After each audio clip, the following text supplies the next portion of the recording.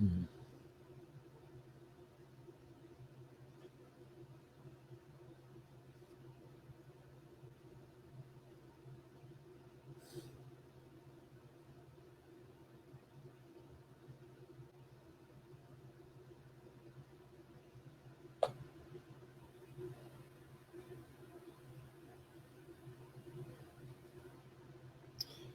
Hello, everybody.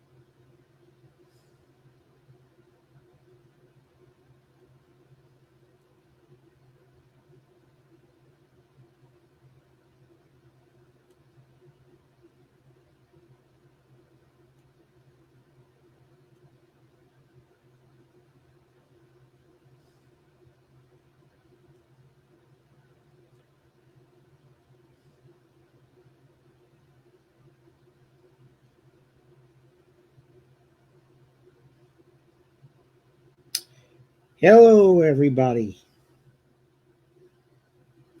How are you tonight? Hey, Rob. Nice to see you. Joe Segura. Nice to see you again. Hello, Kay. I'm doing well, Rob. Very well. Hi, Deborah. Hi, Dolores. Romano. Hello to everybody. Okay, so Congress has to do something. It's going to be back in session soon.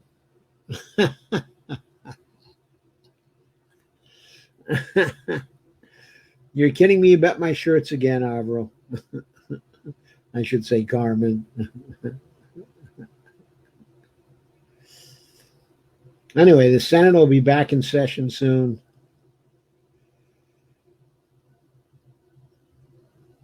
The House has to work on a bill. I know they have the HEROES Act. The HEROES Act was dead on arrival, in the Senate. So they better be working hard on some variations on the HEROES Act. They better be working hard on their strategy for negotiation. Because if they don't produce something really, really good for people this time around, then there's going to be considerably less enthusiasm for Democratic incumbents as we approach the election in the fall. But more importantly, the economy is going to tank. And it's risky for the Democrats to simply blame the Republicans. Of course, there'll be plenty of reason to blame them. But the Republicans are going to point the finger. Oh, the blue hue is what Carmen likes. The blue hue, okay.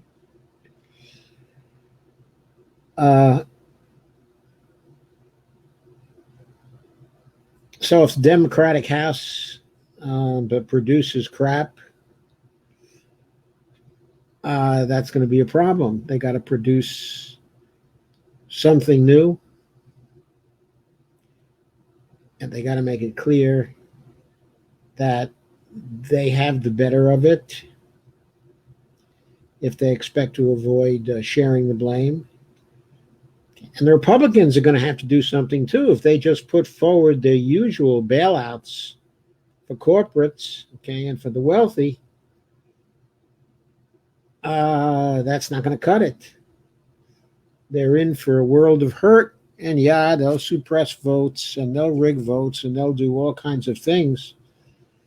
But they're looking at one monumental loss in just a few months, and not just a loss, but they're looking at angry people from now until November. Angry people and suffering people. Because the $600 a week extra unemployment is expiring on July 25th. The rent, the moratorium on rents will be disappearing very soon. The moratorium on foreclosures will be ending very soon.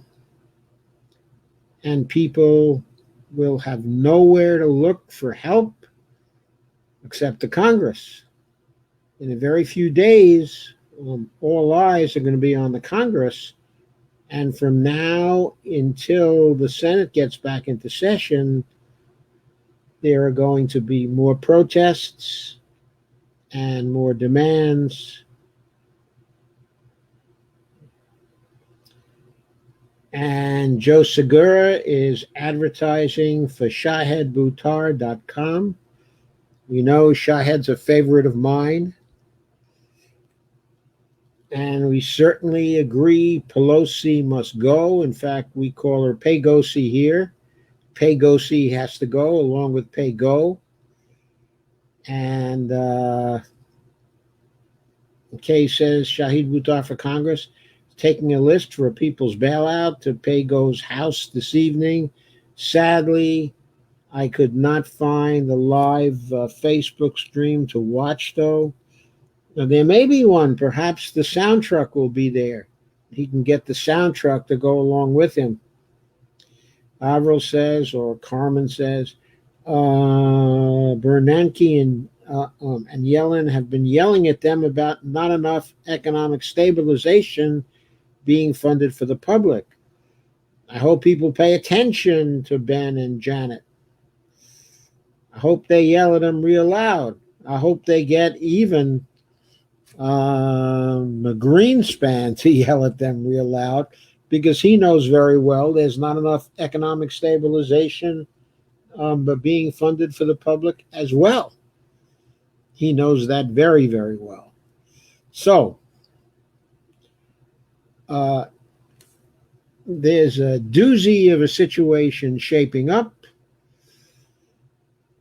Yeah, Bowman won officially. That's cause for celebration. He won officially. He's very happy, of course, and he will help us when he gets in. But can he help us from now through the next couple of weeks or so? Let's go and see. Let us see.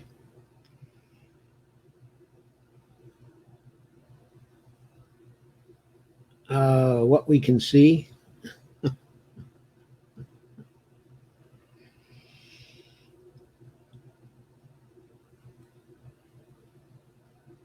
Okay, let me bring up a couple of things to help us along here.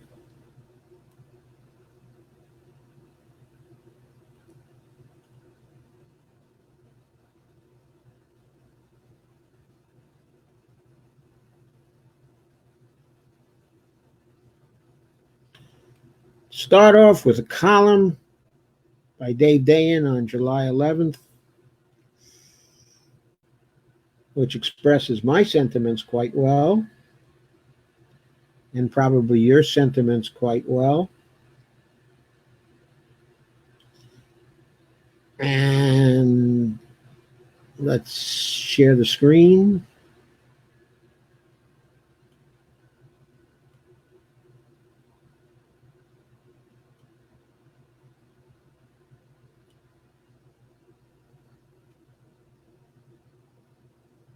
And there we are. 1 week, just 1 week to stop a calamity. I think maybe it's 1 week from now to stop. Well, yeah, they'll have 1 week to stop the calamity when they get together again on July 25th. And it doesn't look good for them to make it. Here's a rare picture of the oligarchy in Congress, the people running things. Well, not all the oligarchy is here, I guess. There's Mitch.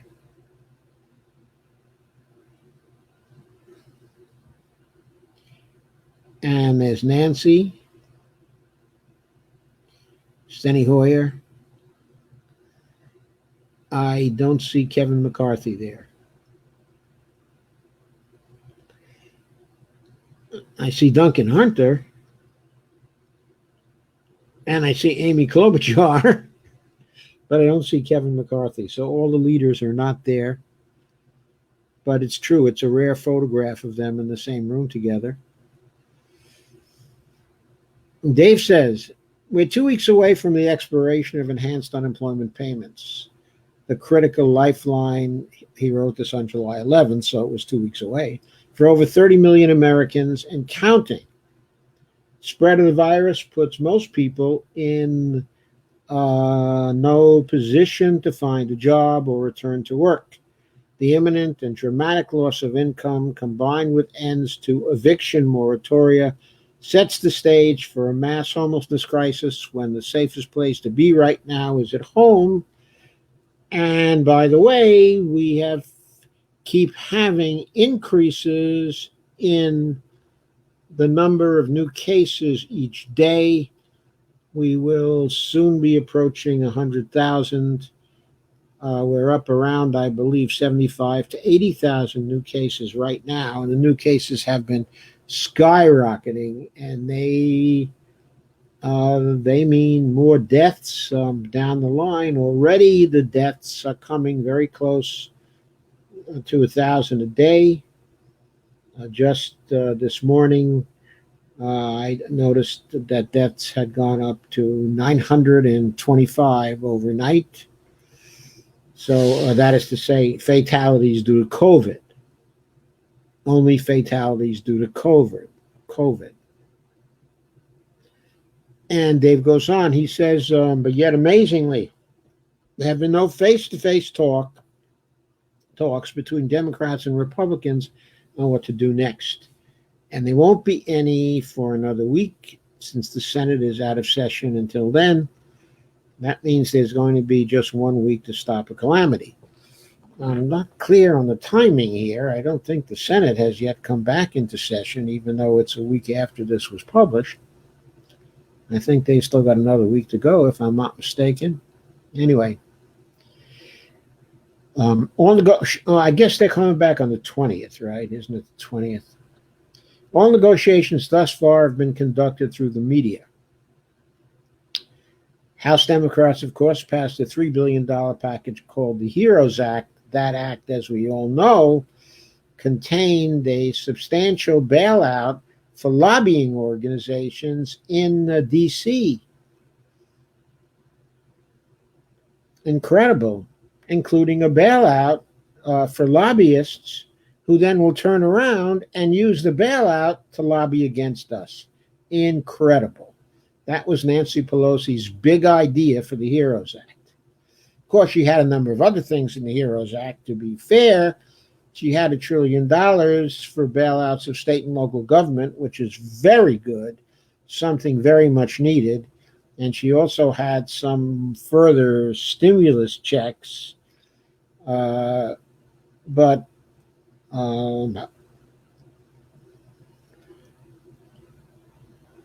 Generally, there was a waste of a good bit of money in there because it's not going to people, it's not going to bottom up.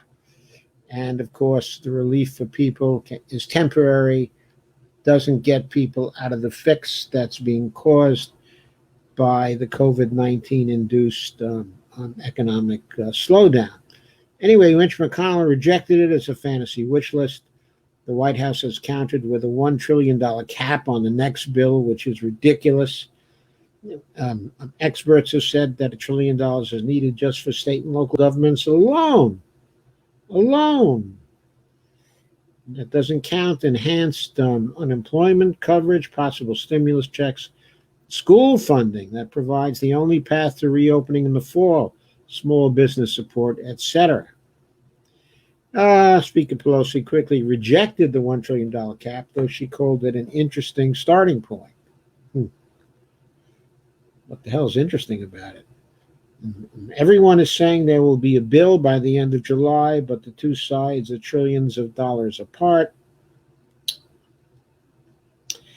Dave says, I have throughout, I look to the leverage. Republicans don't have very much left that they really want, although you'd think that self-preservation would be a factor as they stare down the barrel of a second depression. The major plank on the Republican side is business immunity for workers or customers contracting the virus on their premises. They will try to make that the tribute for any increase in spending off their initial offer. And let me say something about that. That is a measure of the oligarchy and its confidence. They are trying to create a situation where it will not be possible to sue businesses for the danger they put their workers in. They will be immune from lawsuits. They may be immune from lawsuits, but they're not going to be immune from protests, and they're not going to be immune from violence, and they're not going to be immune from the exercise of freedom of assembly. They are not going to be immune. What this does is it institutes the law of the jungle in the workplace again, because what they're going to do, and what they're doing now, is calling people back to work, requiring that they come back, and then what the majority in the Senate wants to do is to clear them of any liability, creating an incentive for the employers to make their business, their workplaces, a death trap. That is incredible. It is intolerable. And if the Senate doesn't remove such a demand, then it's bound to happen that the workers are going to take matters in their own hands. If their lives are being threatened, they're going to see to it that they're not the only ones in for that kind of situation. We have to expect that this kind of stupid and dangerous move on the part of the Republicans in the Senate is not going to be lying down by their employees. It's just going to escalate the hostilities and conflicts between the two sides still further. But yes, Dave is right. They will try to make that the tribute for any increase in spending off their initial offer. In other words, they'll offer $1 trillion, okay, and they'll go to Pelosi. Well, if you want help for state and local governments, if you want $1 trillion and help for state and local governments, we'll go that way. But you have to give the businesses immunity. If you don't give them immunity, we're not going to give you help for state and local governments. The proper reply to that is to say to the Republicans, look, if the $1 trillion doesn't go to state and local governments, that's going to cause a depression. We know that because but following 2008, the crash of 2008, the failure to give state and local governments the help they need cost 641,000 state and local government jobs and had multiplier effects throughout the rest of the economy and was one of the major factors in creating such a long recovery. If you want to be responsible for that, just go ahead and don't give us the help. But we're not going to vote for immunity for the employers. There's not going to be business immunity. We're not going to vote for that. If there's a depression, the blame's going to be on you. That's going to be enough to end your career, Mitch McConnell. That's what they've got to be told. That's what the proper response has to be. Anyway, they will try to make that the tribute for any increase in spending off their initial offer. Now, I've heard Republicans, says Dave, talk about a second stimulus check, means tested for those making only $40,000 or less. This would still get money to at least 80 million households, but if it was absurd to means test stimulus payments in March, when a few million had lost their jobs, it's even more so now with 30 million. The income threshold will be based on last year's tax return.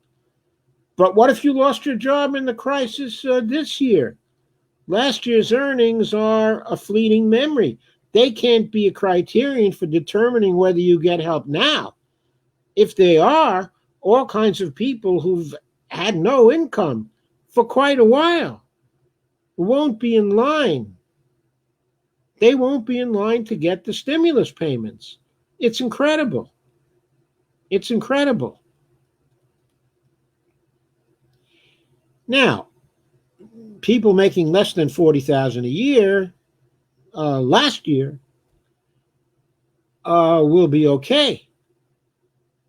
But people making less than $40,000 this year, which is many, many people hurt by the COVID crisis, they're going to have a problem. They're going to have a problem. And Dave has also heard about dropping employment, the extra unemployment payments, to $200 a week, down from the $600 a week.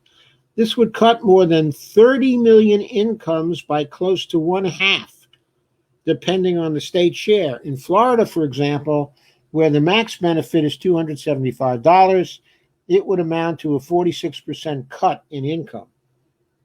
And Dave asks, rightly, what do you think happens to an economy if you cut incomes by half for close to 20% of the workforce? You get less spending and more unemployment. Even with our current supports, permanent job losses are rising. They'll go through the roof with this kind of cut. And as I've been stressing, you cannot just do unemployment enhancement without boosting state and local government grants, because it puts too much pressure on mayors and governors to reopen. What happens, but Dave says, I'll have more on this on Monday, but I'll also tell you what happens when you put too much pressures on mayors and governors to reopen. Then they're forced to reopen, of course, and if they're forced to reopen, that makes COVID worse. It makes COVID worse. If you limit state and local spending, you'll have the same spiraling effect that comes from limiting the unemployment boost, spiraling down, not spiraling up. The CARES Act was inadequate because of the lack of state and local aid. Son of CARES Act, the so-called HEROES Act or something else, is poised to be inadequate because of lack of support across the board. It would also be nice to spend some money to, stop the virus, since that's the primary hurdle to economic recovery. We are hurtling towards a disaster. This is a moment where lawmakers need some pressure. We have engaged in a large demonstration project over the efficacy of cash payments. And what do you know? Cash payments work, but they can't work in isolation. Forced austerity at the local level created a bad dynamic, and a lack of infrastructure for contact tracing and other methods to mitigate spread left us unprepared for the inevitable surge, in COVID, that is. This time, Congress needs to look at pandemic response as a coherent system where actions and lack of actions have consequences. Otherwise, we will continue our unblemished record as the worst country at handling the crisis in the developed world. Of course, when you engage in down to the wire negotiations and give yourself 1 week to design such a system, you shouldn't be surprised at the insufficient outcome. The kakistocracy rolls on. Kakistocracy, by the way, is basically rule of the wicked, evil, and incompetent, especially incompetent. And there it is, incompetent. So we'll stop sharing this one.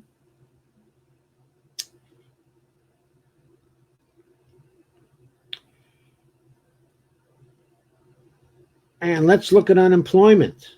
Let's look at what's happening in the unemployment there, because that is going to tell us some more about the crisis that's coming.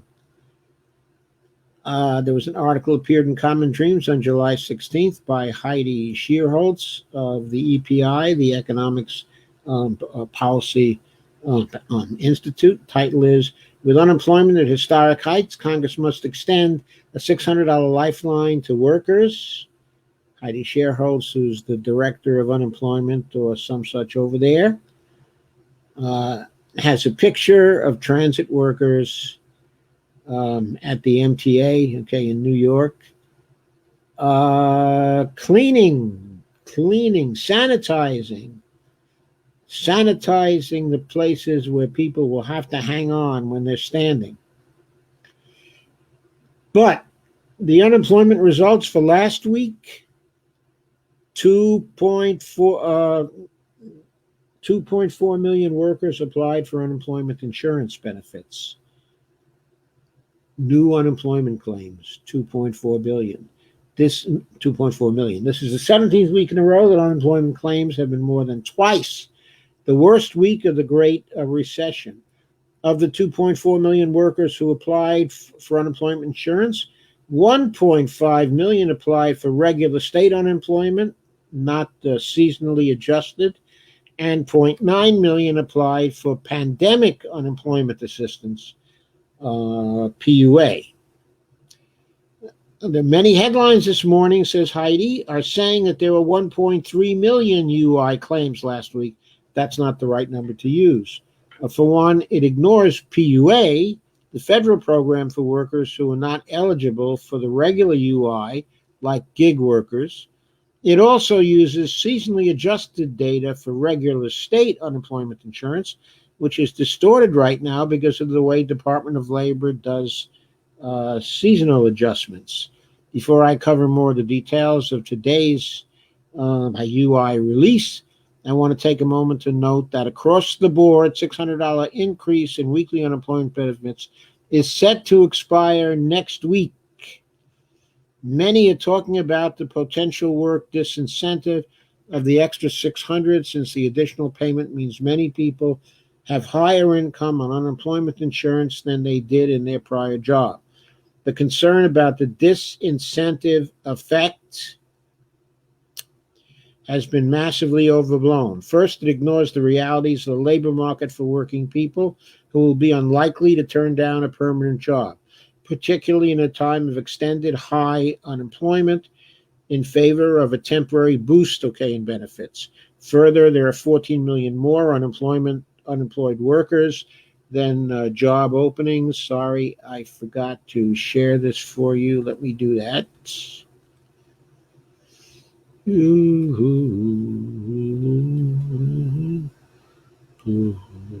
There we are. Further, there are 14 million more unemployed workers than job openings, meaning millions will remain jobless no matter what they do. Cutting off the $600 cannot incentivize people to get jobs that aren't there. Even further, many are simply unable to take a job right now, no matter how much benefits are cut, because it's not safe for them and because they have care responsibilities as a result of the coronavirus. Cutting off the $600 will not incentivize them to get jobs. It will just cause hardship, of course, which plays right into the Republican playbook normally. However, Republicans have to note there's an election coming, a big 4-year election coming. It isn't good politics to cause people hardship right now by talking about disincentives. Talking about incentives that are too heavy for people won't get you votes right now. But cutting off $600 a week for people who need those payments is going to lose you votes. The million who will remain jobless after the extra $600 is cut off will have no choice but to drastically cut their spending, causing a sharp decline in their living standards, an increase in poverty, and completely unnecessary suffering. Also causing a whole lot of anger, which is going to be directed at the people who are cutting their payments. Yes, politicians. It's going to be directed at you, and there's no use pleading that the government can't afford it, because everybody knows what the government was able to afford in the CARES Act. Everybody knows what the government is able to afford when it comes to military spending. And everybody knows by now that the federal government can afford whatever money it must spend in order to accomplish the public purpose. If everybody doesn't know, they're going to know very, very soon. It's going to be part of the election campaign. Don't you worry. It's a best-selling New York Times book out there now. Be careful. You can't plead poverty anymore. You can't poor mouth anymore. Cutting off the $600 will also exacerbate racial inequality, says Heidi. Black communities are suffering more from this pandemic, both physically and economically, as a result of and in addition to systemic racism. Black communities will suffer even more if the $600 expires. And of course, letting the $600 expire won't just hurt the UI recipients and their family. It would hurt the millions more, because it would cause the economy to spiral down. The spending generated by the $600 is supporting over 5 million jobs. That means letting the $600 expire would cost more than 5 million jobs. Figure A shows how many jobs will be lost in each state if the extra $600 is allowed to expire. And so there it is, a color-coded graph showing the states that have the most to lose if the $600 expires. There are a lot of swing states in that particular list. There are, of course, some Democratic states in that list, but there are red states in that list too. There are Republican voting states in that list too. People won't like losing that $600. If policymakers really are worried about the disincentive effect of the extra $600, they should address that issue in another way, not cut off the additional payment, which is far too important. Instead, They could, for example, let people keep some of their UI when they go back to work, and Congress needs to move fast. If they let the extra payments expire and then reinstate them, it will be an unnecessary administrative nightmare for state agencies, and recipients will face a lapse in benefits of 2 to 4 weeks, even if their benefits are reinstated right away.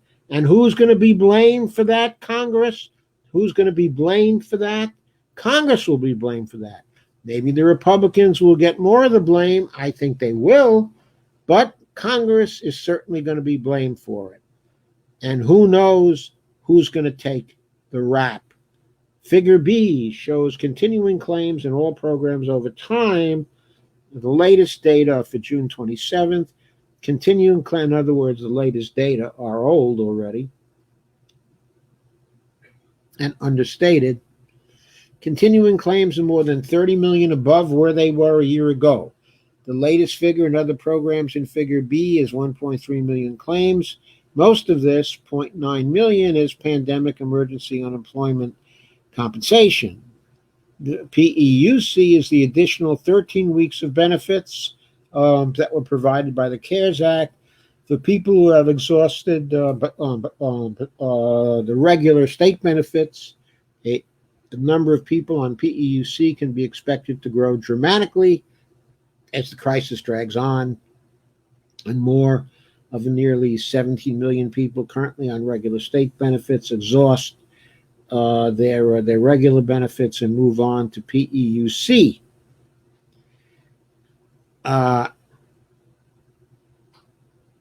So here we are. We're between 30 and 40 million unemployed, and you can see the amount of claims that are with the state, and then the additional claims, the PUA claims, and then the claims, PEUC and SDC claims in this graphic.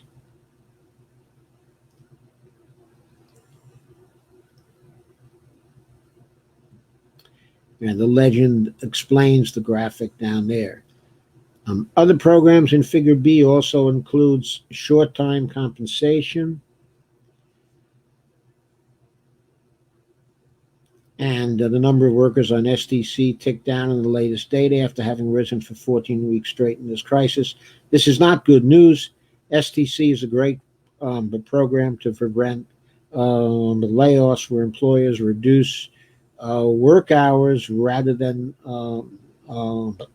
laying off the workers, and workers get partial unemployment insurance.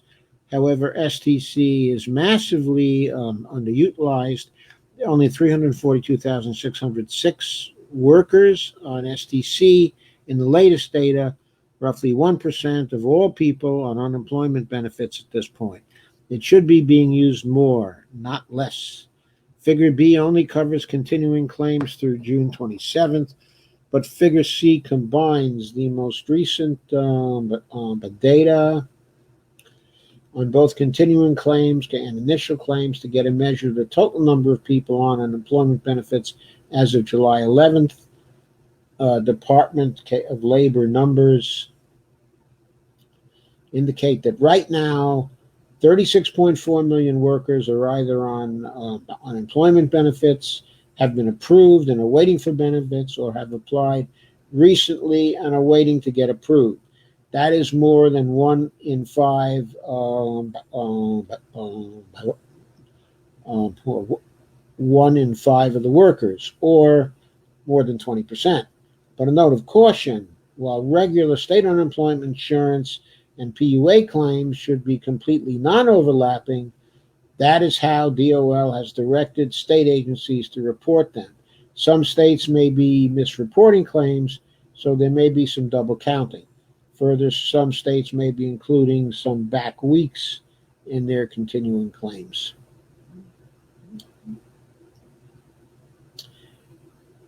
And that's that article from the Economic Policy Institute's Heidi Shearholz. It certainly gives you the dimensions of the crisis. pretty big, I'd say.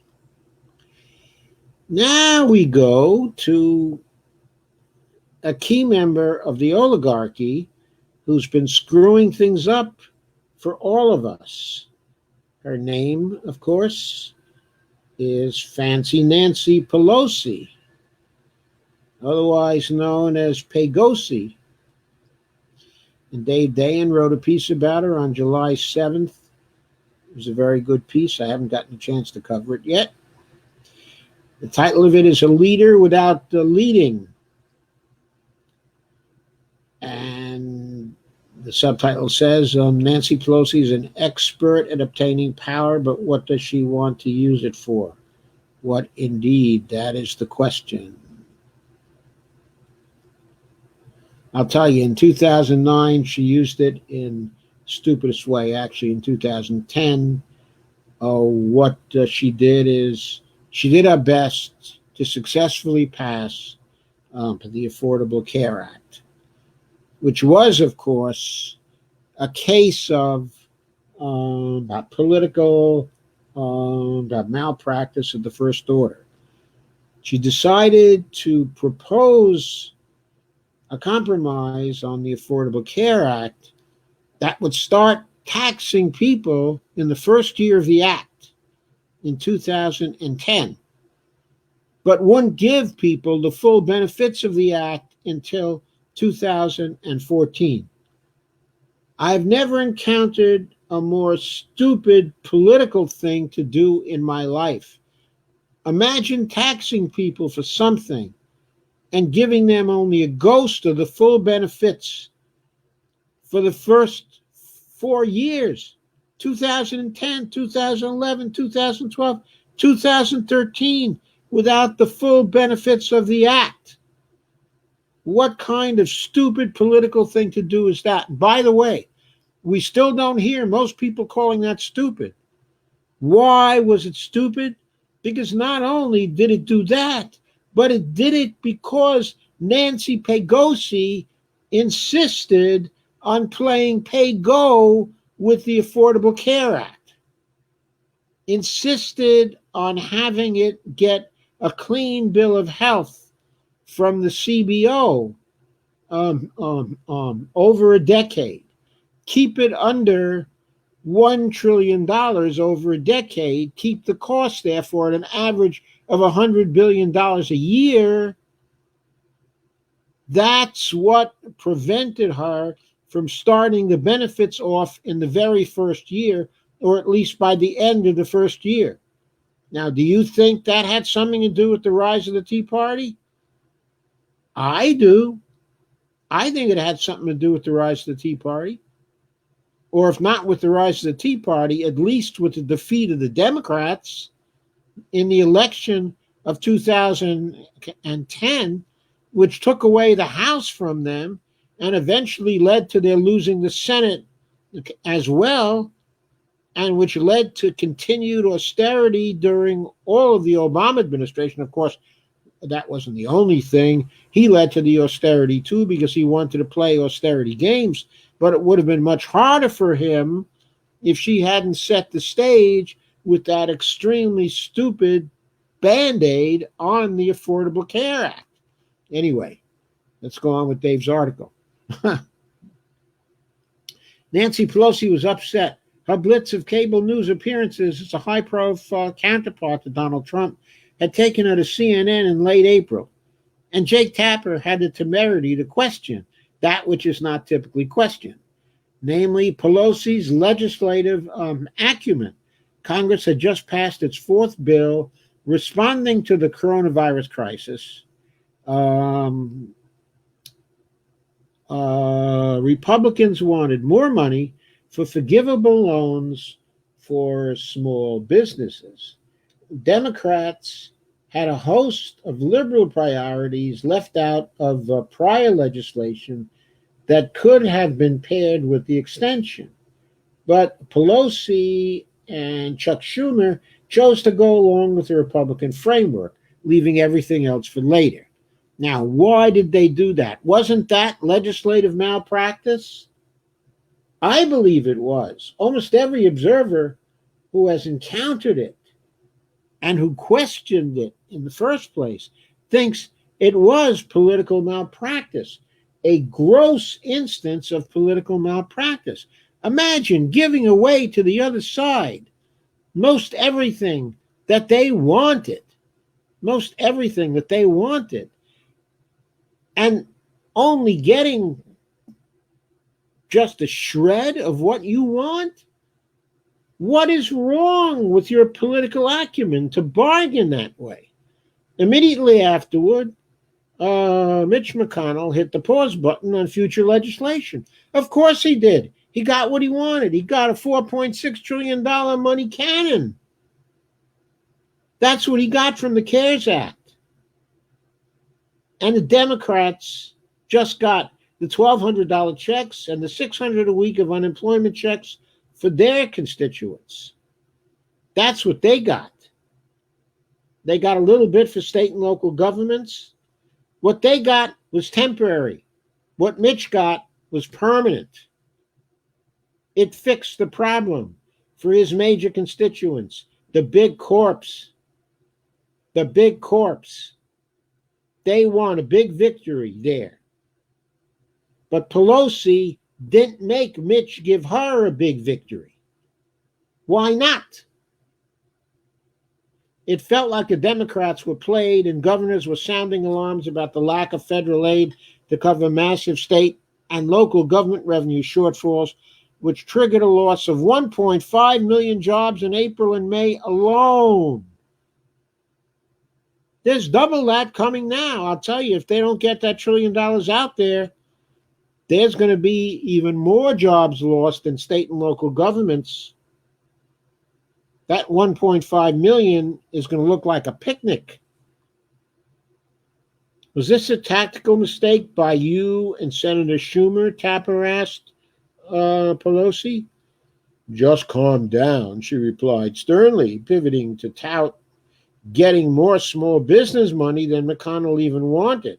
As of mid-June, about $130 billion in authorized funding had not even been claimed, and a May survey found that half of all small businesses expected to fail, even with federal support.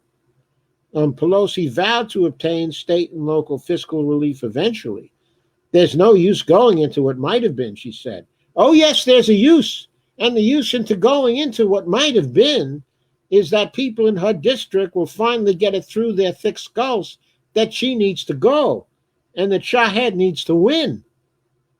I'm sorry, that was me again, not Dave. Dave says it was an interesting exchange because it highlighted a Pelosi critique that rarely makes it into conventional accounts.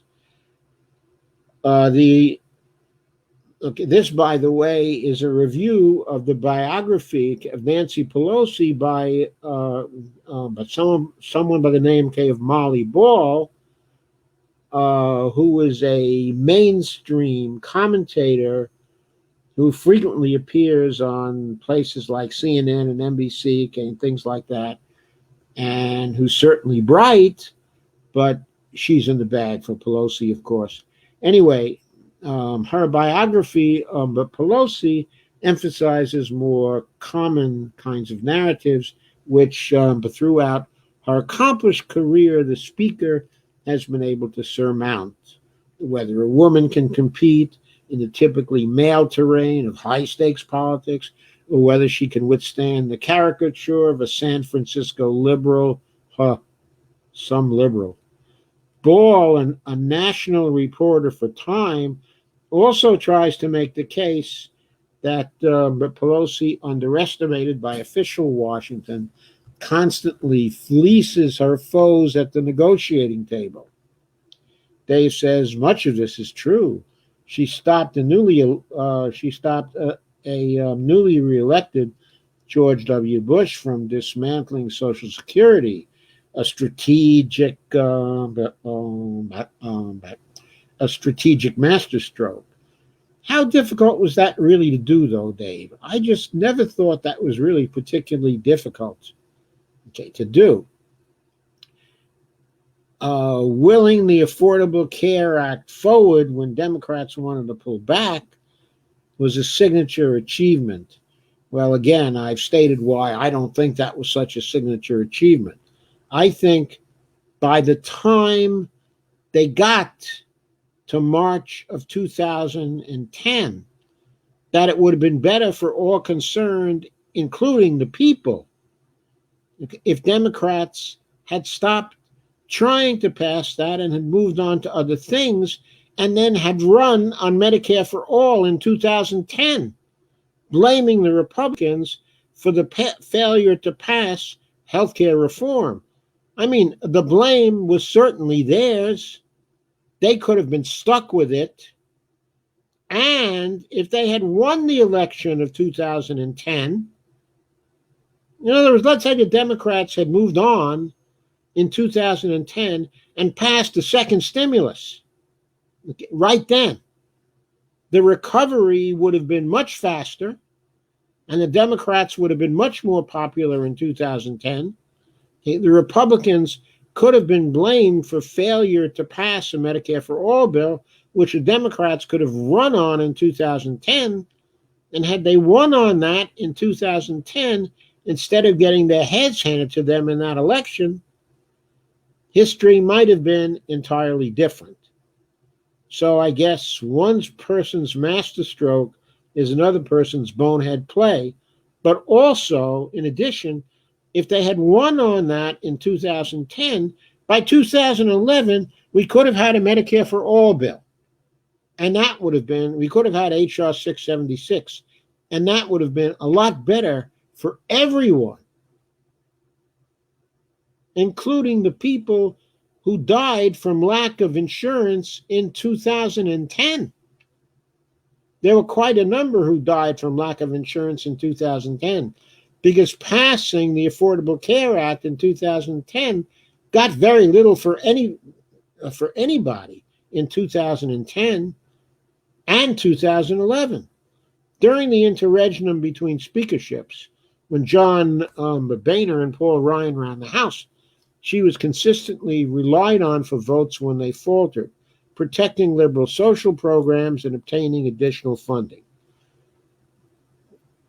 And Pelosi always did it with remarkable caucus discipline, bringing together a disparate set of legislators to strengthen her hand. I just don't give her that much credit for it. I don't think it was that hard. I think it could have been done by a lot of other people. But the past few months of hurried output, long after Ball completed her draft, frustrate that kind of analysis of Nancy Pelosi. In our endless gridlock politics, real governing occurs mainly in the crucible of crisis, which forces urgent action beyond the usual game of inches. I'm sorry again, I forgot to share the screen. Got to be more careful when I move on to the next one. Oh, there you go. What do you do in those what you do in those moments matters infinitely more than how sassy you look clapping during the State of the Union address, or how you rip up that address after it's read. I certainly agree with that. During the pandemic, Pelosi centralized control to an unprecedented degree, placing responsibility for crisis governance entirely in her own hands. Yet the result mainly protects corporate interests while throwing temporary life rafts to everyone else. Now, that assessment is certainly fair. That is what happened. The caucus dominance and tactical savvy and leverage over Republican opponents failed her in this case. It's worth wondering why, which is inextricably tied to one question. What does Nancy Pelosi really believe? Observers often assume that because she represents San Francisco, she must position herself on the party's left wing. But that's not where her politics comes from. Her father, Thomas D'Alessandro Jr., was a machine pal, a congressman, and later mayor of Baltimore, whose wife maintained a favor file to organize which strings needed to be pulled at which city agencies to assist important constituents. She married Paul Pelosi, a college classmate who became a wealthy financier. And while raising 5 children,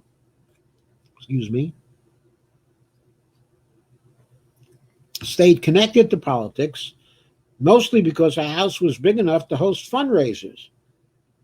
The early chapters of Ball's book teem with stories of Nancy Pelosi fraternizing with politicians as a donor and converting this into power.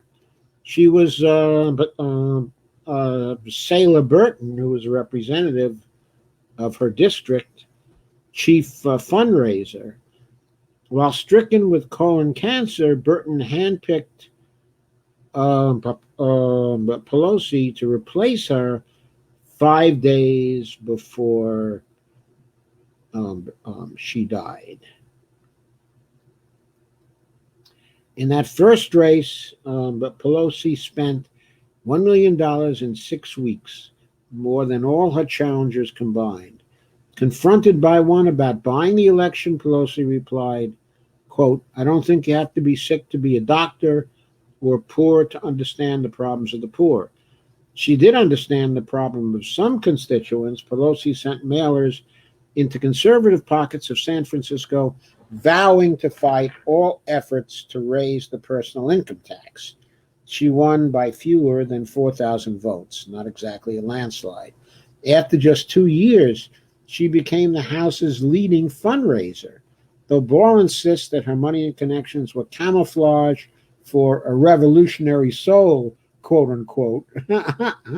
There's little evidence of this. In this book, Nancy Pelosi names her most important motivation in politics as, quote, concern for the world's children, unquote. An almost perfectly nondescript concept. Yes, it reminds me about what the Miss America candidates say is their most important concern as they're competing in the Miss America context. Equally silly platitudes. Early in her House career, Pelosi took a vocal role in tackling the AIDS crisis and condemning China's human rights record. She is to be commended for both stances, though they also can both be seen as nods to large constituencies back home. But issues don't quite animate her. Her eye was always on leadership, and she's extremely good at mustering her caucus, often through a palpable rule-by-fear approach. Time and again in the book, House Democrats shrink from crossing her, mindful that Pelosi's grudge will endure. This discipline, she read Machiavelli's Prince, right? This discipline provides the kind of leverage that defeats opponents, especially ones as inept as the Republicans she has faced. And what about when the Republicans said they got 90% of what they wanted when she and Paul Ryan were having a negotiation in the context of the Obama administration, okay, and the context of the compromise over the fiscal cliff? I mean, what kind of victory did she produce there where the Republicans are insisting they got 90% of what they wanted? And we faced austerity and suffered austerity for years because of that compromise over the fiscal cliff. How well did she negotiate then? Nancy Pelosi getting famously fractious Democrats to consistently vote her way, while no mean feat, matters less than what she gets them to vote for. When the coronavirus, and by the way, when the Trade Promotion Authority came up for a vote in Congress, after practicing studied neutrality over the issue for months, Nancy finally came down on the side of voting by voting against the TPA, okay, which Obama wanted, of course, for himself. Only problem was they got the TPA late in 2015, and Obama had only 2016 to go. And once that time was over, the Trade Promotion Authority was going to belong to the victor in 2016. And what if that victor was someone, well, like Donald Trump? That didn't seem to cut any ice with them anyway. But of course, even though Nancy Pelosi voted against the TPA, she didn't exert any vaunted discipline on her caucus. She let people vote the way they wanted on the TPA, and 28 Democrats defected from the anti-TPA position and gave him a victory that eventually became a Trump victory on TPA. That's what Nancy Pelosi accomplished. And that was studied manipulation, in my view. She was a supporter of these terrible free trade agreements, and she wanted the TPA to pass, but she didn't want it to seem like she was voting against her caucus. So finally, she voted with the 160 members of her caucus so she could be seen as voting with them, but she gave free rein to the 28 who wanted to defect. If she held only 10 of them in, the TPA would have been defeated. When the coronavirus spread and lockdowns buckled the economy, Republicans knew exactly what they wanted: protect large corporations and investors, and pursued it unerringly. Yes, protect the oligarchy, right? Pelosi had no coherent agenda to fall back on. Well, maybe she did. Maybe she was happy with the Republicans protecting the oligarchy. She spent the past year advancing complex, multifaceted bills and watching them wither in Mitch McConnell's legislative graveyard. Maybe that was deliberate. Maybe that was really a measure of her legislative skill, that she got what she wanted while being in a position to blame Mitch McConnell for it.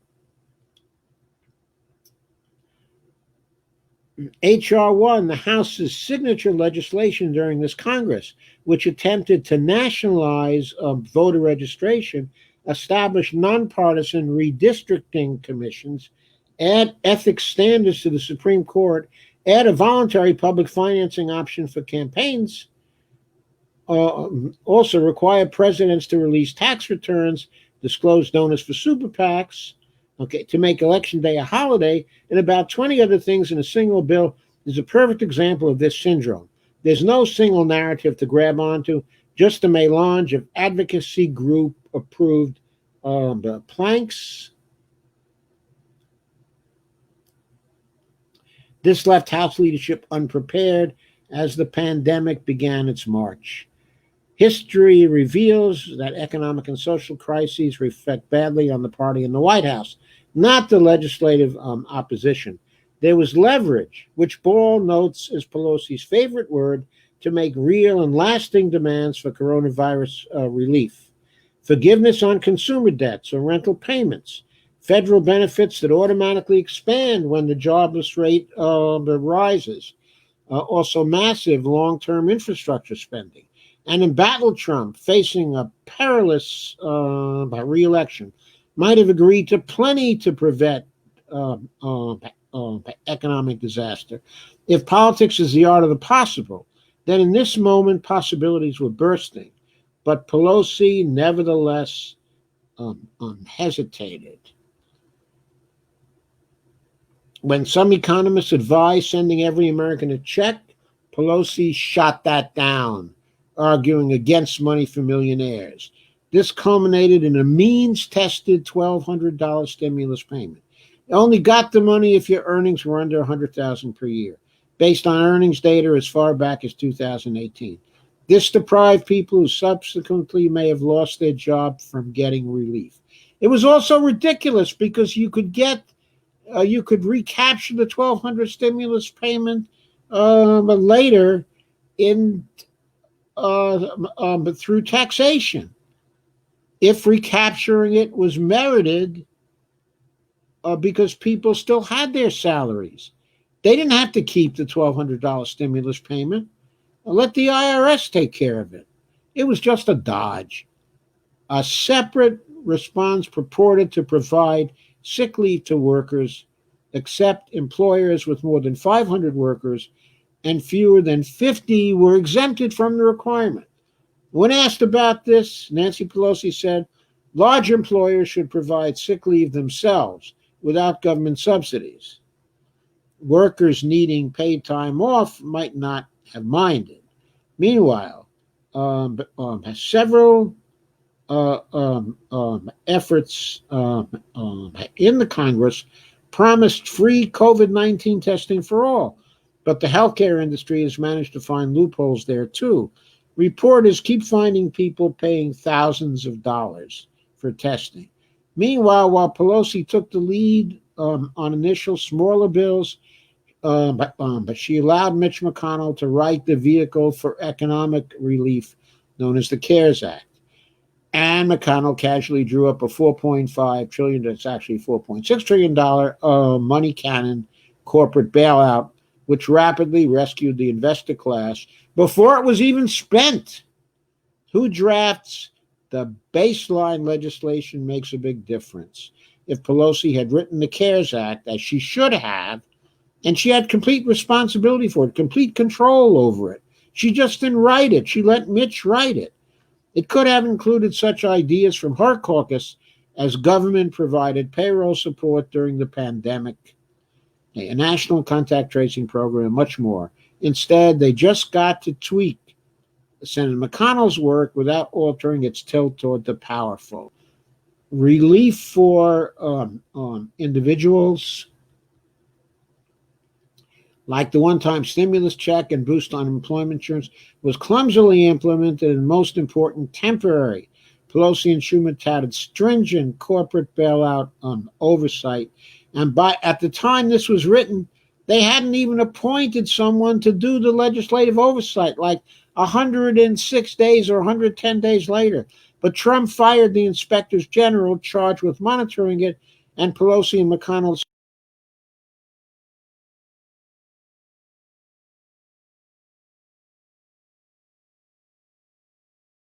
Pelosi's alone. She deliberately slowed allowing members to vote remotely or through a proxy while lawmakers were locked down at home. Because of this, during the crucial months of March and April, she became a one-woman House of Representatives, unilaterally writing legislation or negotiating with the Republicans and presenting the finished product to House members, take it or leave it. This effectively disenfranchised hundreds of millions of Americans and limited the Democratic caucus to issuing press releases while Pelosi did the work of governing. But this power grab wasn't put toward anything resembling a clear goal. After 4 bills passed, she got around to putting together a bill, the HEROES Act, which included all of the important pieces she deferred in other legislation. But by this time, the Republicans had their corporate bailout and could ignore further efforts. So then the HEROES Act, another unfocused wish list, which Democrats telegraphed as a messaging bill to set up future negotiations. As of press time, this was again July 11th, those negotiations hadn't begun. The bill also included random giveaways. I'm sorry, maybe this was July 16th for this one. Let me double check.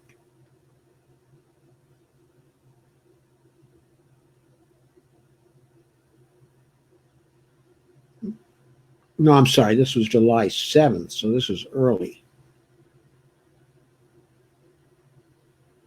Let me get to it.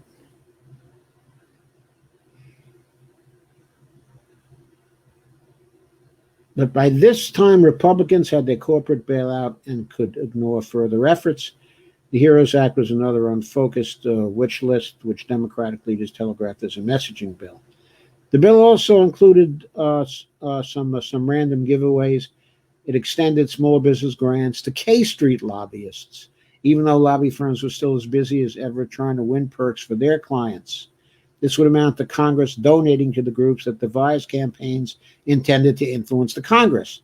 And its former members often gravitate to K Street, would have lawmakers handing over money to their future employees, which is about as corrupt as you can get. Yes, that was a Freudian slip on my part.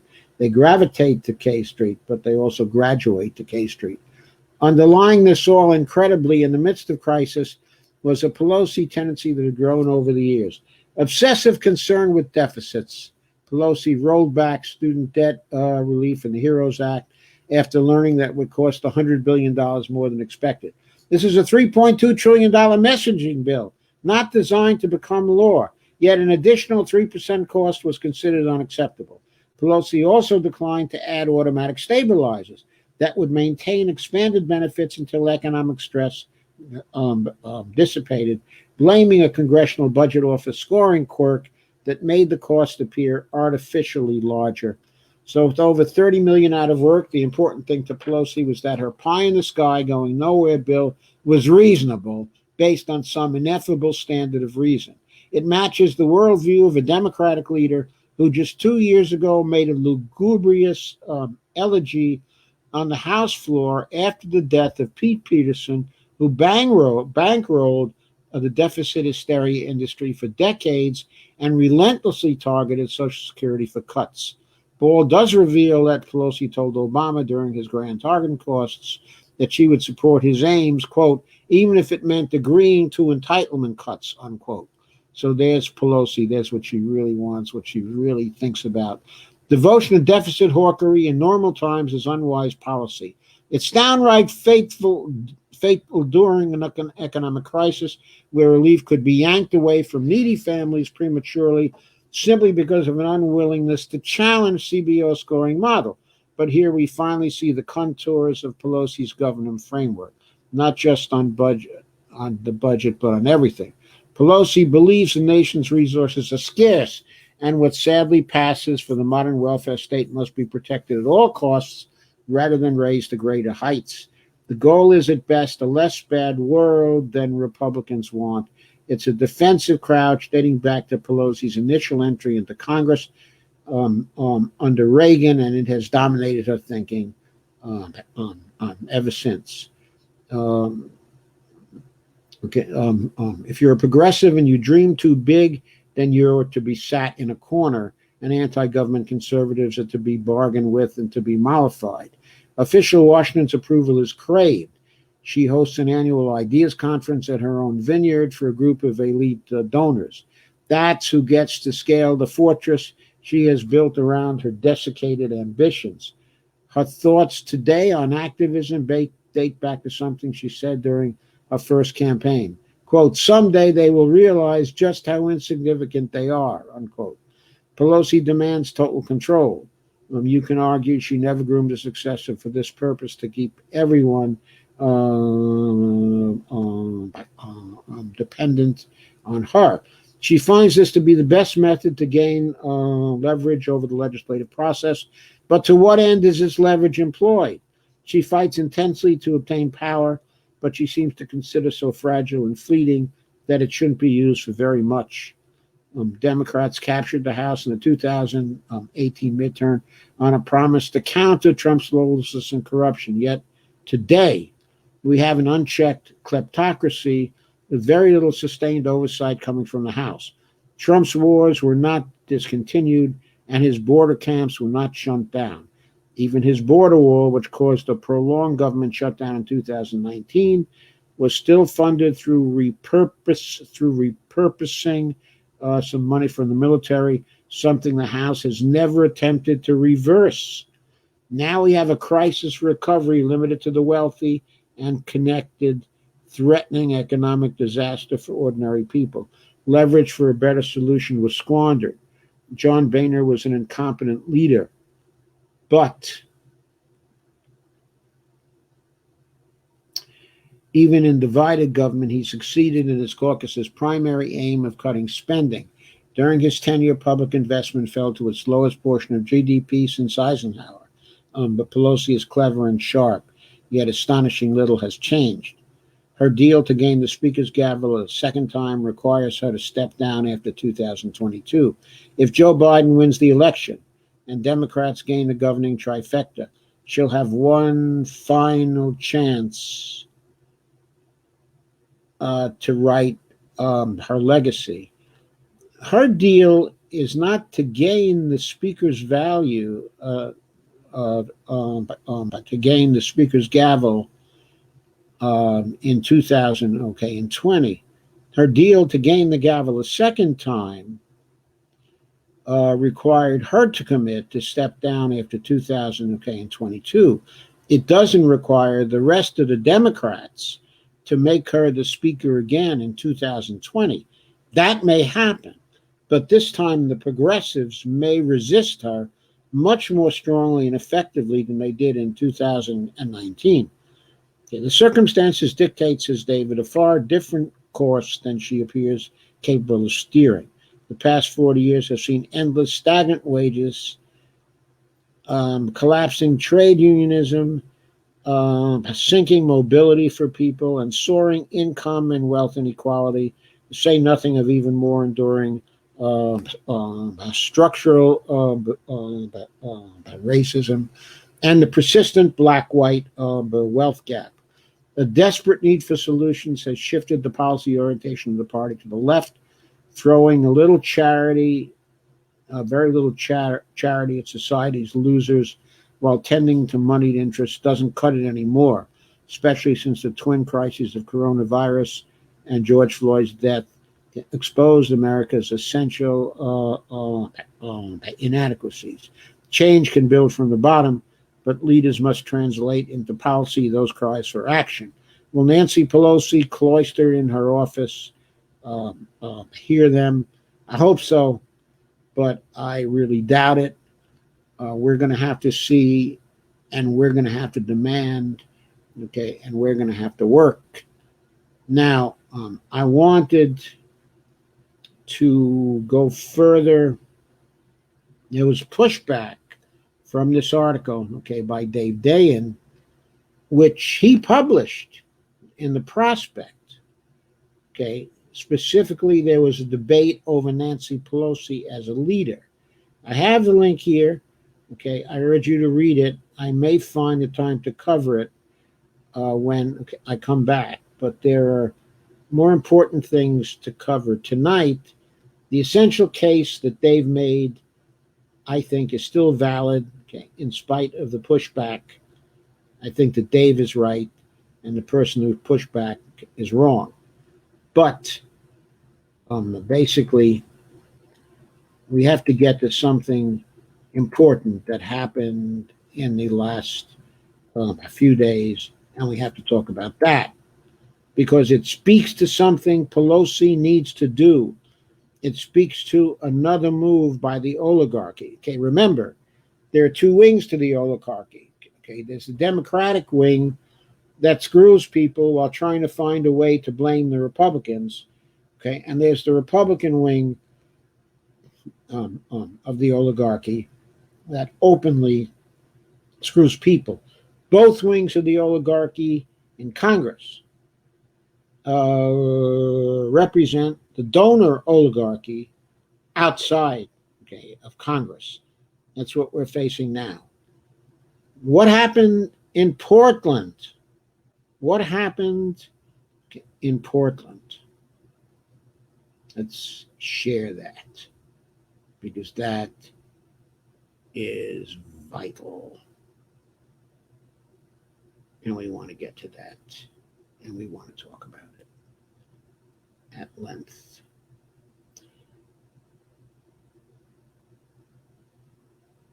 The article is entitled, "To End Unconstitutional Nightmare, ACLU Sues Trump Administration Over Use of Secret Police in Portland." This is by Jake Johnson, and it was published today on July 18th. ACLU Foundation of Oregon sued the Trump administration late Friday over its deployment of federal agents to Portland, where unidentified officials from the Department of Homeland Security and the Marshal Service have been detaining Black Lives Matter protesters without explanation and using indiscriminate force to crush the demonstrations.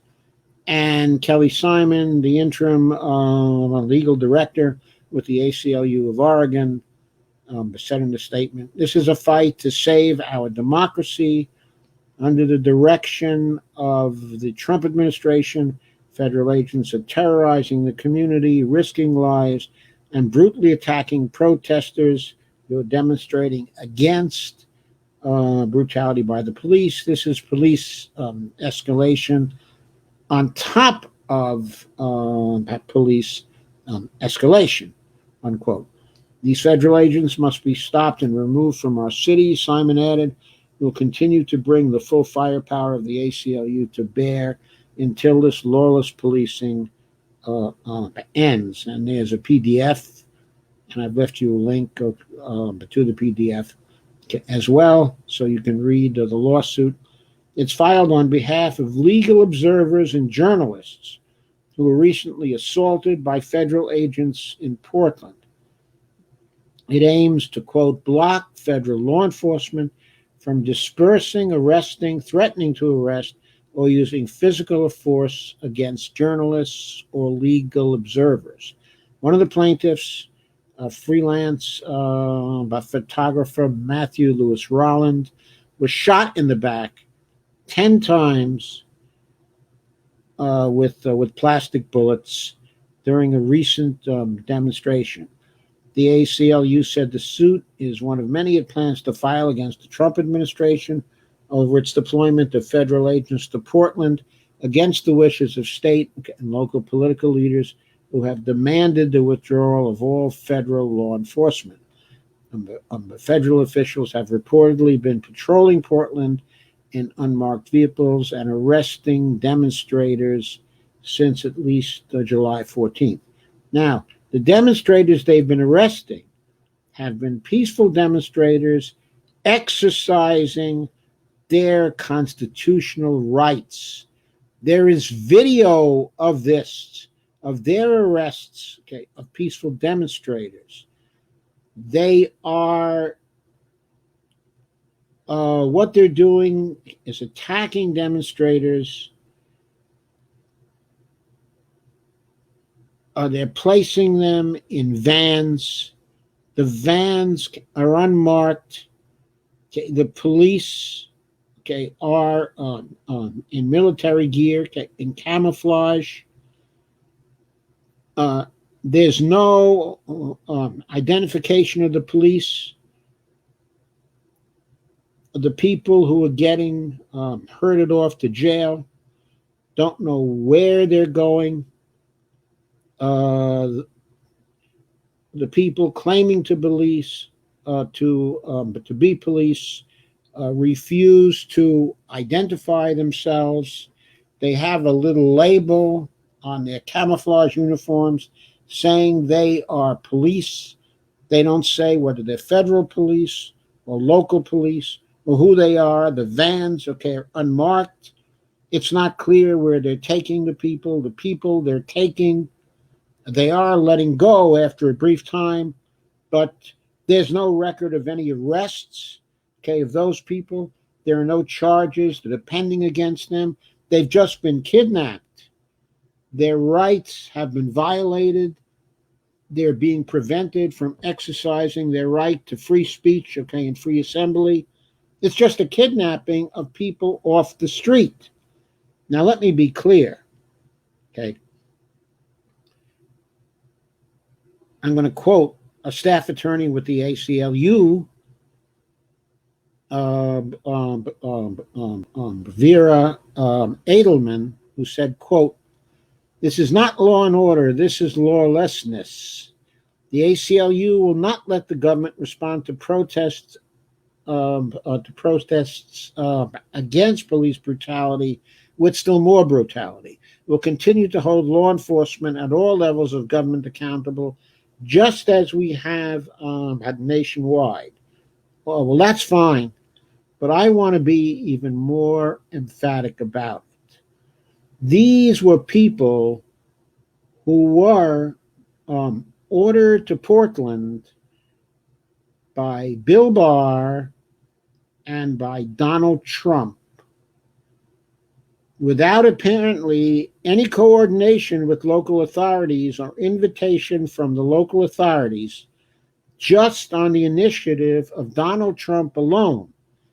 And they were ordered to arrest people, to threaten to arrest people, to use violence against people who are exercising their constitutional rights.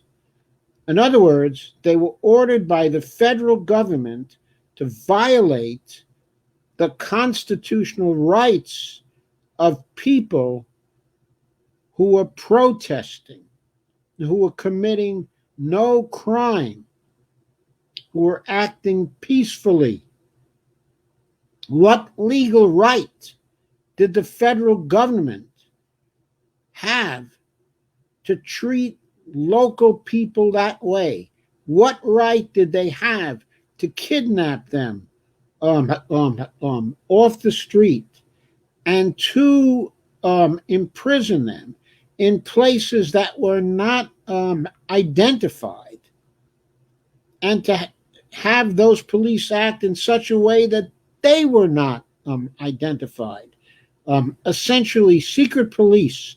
What right did the president and Bill Barr have to unleash secret police on people demonstrating and protesting locally in Portland, Oregon? I say no right. I say this was a willful violation of the Constitution of the United States without any legal authority to create such a violation or to order such a violation. I say the president and Bill Barr are responsible for this. I say these are impeachable offenses. Their ordering of federal police there is an impeachable violation. And I say that the Democrats and Nancy Pelosi should impeach Trump for this tomorrow without further ado, and send it over to the Senate for Mitch McConnell to chew on. This is clearly illegal. It's clearly unconstitutional. It's clearly deliberate. It's clearly a violation of the rights of those protesters, and it clearly cannot be tolerated. It's clearly an impeachable offense.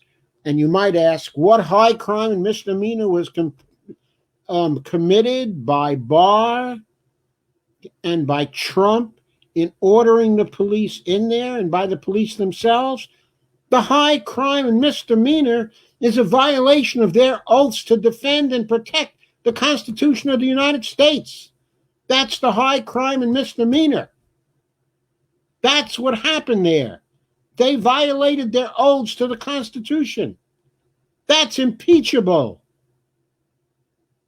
That's impeachable. It's not complicated. It's simple.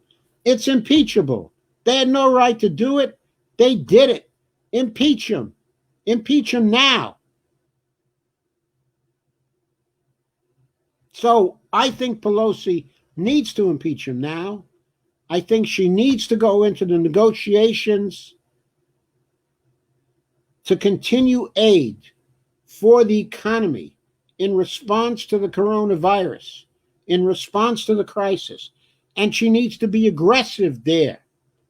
She needs to represent us by getting $2,000 a month for as long as the crisis lasts. And she ought to deficit spend that to give the economy a boost. And she ought to pay for it with platinum coins as specified in the Jayapal bill. And she ought to go right to the Jayapal bill guaranteeing salary for everyone in the United States who wants to stay attached to their employers. If their employers want to continue to employ them, the federal government should be picking up the tab as specified in that other Jayapal bill. She ought to be demanding that there should be Medicare for all coverage for everybody during the duration of the crisis, under the same terms as specified in the Jayapal Medicare for All bill, in the House bill, H.R. 1384. That's what Pelosi ought to be negotiating for. None of this one-time stimulus crap anymore.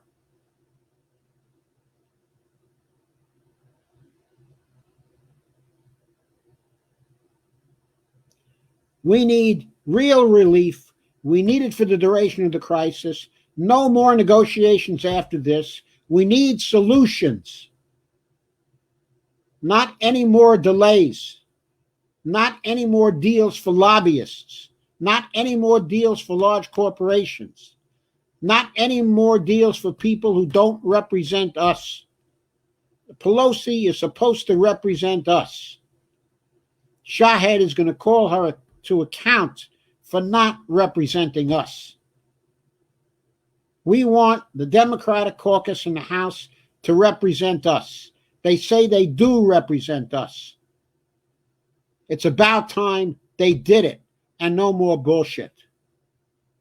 That's what I have to say tonight. Okay, I'm going to take your comments, in just a minute, and we'll have at least a half hour to cover them. But before I do that, I would like to remind you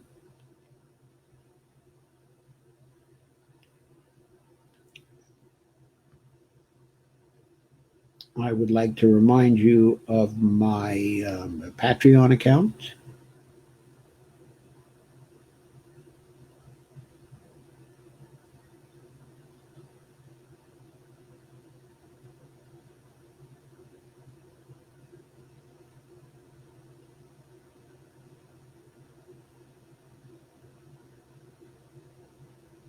Oh, here we go. Sorry. Having a little trouble finding that.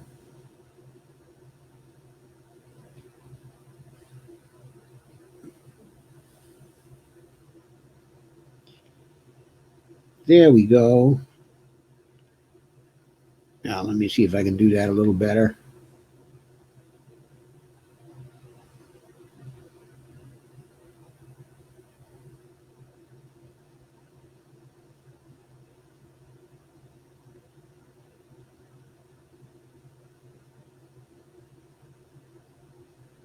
Let's see if I can get that a little better. There we go.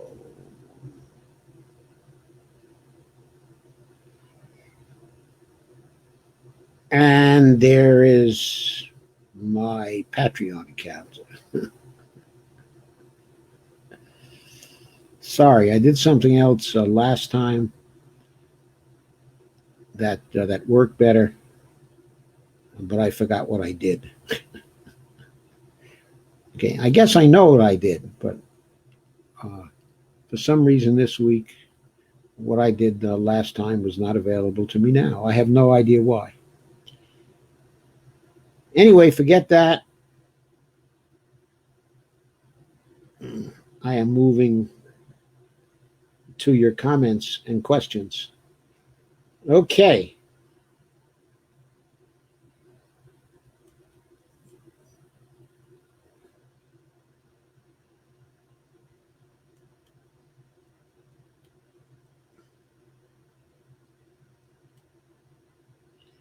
Avril says that blue shirt is electric. Russ says, Dr. Joe, after a week of a lot of anxious moments, I'm turning things off and calling it a more early night. I'll catch the rerun. Stay safe. Thanks you for coming, Russ. Sorry you're having a lot of anxious moments. I hope things get better soon. I'll bet that $2,000 a month I called for would help a lot. Hope it does. Carmen says, you mean the oligarchs aren't on break for once? Shocking, I tell you, shocking. The oligarchs are never on break. They employ people never to be on break. That's what the lobbyists do. I mean, the lobbyists are never on break. Avril says, back on Monday. Yep, I'll be back on Monday. Kay says, hopefully people will be in the streets. Carmen says, keep calling by Carmen Avro, but Carmen, we need the ABC Act, but Vivid isn't going anywhere. There was a large group of unmasked COVIDiots gathering in Queens just last night. But Miami is just as bad with their COVID parties. I know. And Carmen says, COVID-19, not Vivid, damn autocorrect. And Kay says, armed protesters here at the Ohio State House today, too. SMH, wish they would arrest them. No masks or distancing, I suspect. Yeah, people, they're crazy. They're crazy. They've gone nuts. Carmen says, China and Russia and many more nations are saying the U.S. has lost its mind. They aren't wrong on that. The imperial power has lost its mind. Too much imperialism. Systems evidently about to fall over. Carmen says the insanity is insane. Carmen says years of media propaganda and disinformation has made the majority of Americans dysfunctional and damaged their ability to discern. Steve Wolfbrand says, what did I miss? You missed some great stuff, Steve. And Steve says, hi, Kay. And Steve says, I watched that protest, Kay. They're all going to get infected and infect others. Stupid idiots. Carmen says they need those swing states. And Kay says, the Shahid Buttar for Congress one? No, I don't know what happened with the Shahid Buttar or the Shahed Buttar for Congress one. Steve says, what happens when millions are evicted? We can't escape to Mexico because there's a wall. It's only a very brief wall. It covers hardly any of the area at all. Carmen says, evicted on the streets, the civic spread infection would be unstoppable, even if they go to shelters, because COVID travels in the ACs. They just don't want to come forward with it because most workers work in AC environments. Lena says, Steve, don't forget also the EU has banned us from flying in, and we can't go to Canada. Canada won't allow us in anymore. Carmen says, COVID spread, not civic, damn autocorrect. Steve says, I'm referring to the Ohio State House hillbillies protest, armed anti-mask Trump racists. Okay, well, Ohio has no shortage of rednecks for sure. Carmen says, friends, just want to let you know I found something that's brought down my fever from reoccurring appendicitis. It's called Korean Panic's ginseng by Nature Valley. I had it sitting around for years and finally tried it. My energy is coming back as well. Fantastic. Korean Panic's ginseng. Huh. Did Doc address the unidentified stormtroopers kidnapping protesters in Portland? No, I hadn't at 9:47. I was saving that for last. Kay says, hi, Evelina. Evelina says, hi, Kay. And Carmen says, I always thought Ohio was progressive. Not for years. No, not for years. The only one who is remotely progressive there in the Senate is Sherrod Brown. And the progressive House members have mostly left, have retired, are now gone. There are the centrists or the rightists. Carmen says, not yet. Kay says, not hardly, Carmen. Carmen says, silly me. Evelina says, share. Carmen says, what's causing the soundtrack not matching the mouth movements of Dr. Joe? It's like watching a kung fu movie. I don't know what's causing the delay tonight. I have no idea. It's strange. Let me see if I can change the sound settings somewhere here. Oh, Christ.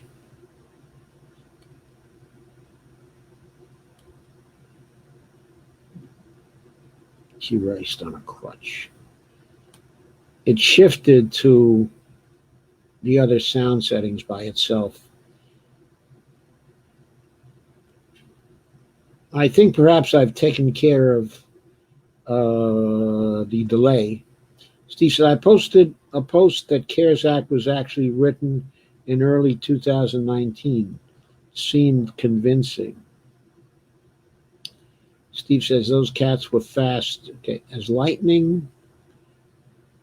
And Kay says that Molly Ball sucks bad. Yeah, I think so too. Carmen says, I know it was a little bit frightening.